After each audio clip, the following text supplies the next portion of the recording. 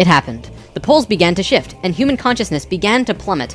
Simultaneously, the electromagnetic and magnetic fields of the Earth collapsed, and all life on the planet went into the Great Void, the 3.5 days of absolute blackness described by many ancient cultures in the world. The Emerald Tablets say that whenever we go through a polar shift, we go through a void space as we change our frequencies for about 3.5 days. This is also in the Troano document, depicted by 3.5 stones painted black.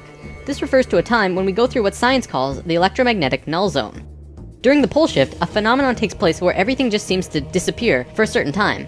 Usually it's between 2 to 4 days, and the last time it was 3.5 days. Here's where it gets interesting. What happens to us does not usually happen to a normal species, because most advanced species will have their Merkabahs handy at the time of the shift.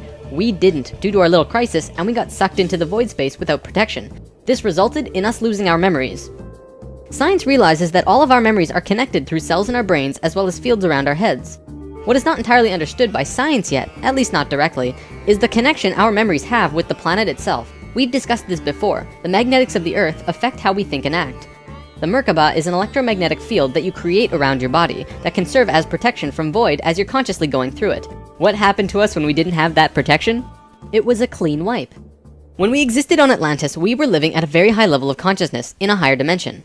We had extremely advanced and sophisticated bodies and minds, and were capable of practically anything, living in a dimension where molecules were spaced so far apart that consciousness could interact with them without physically moving.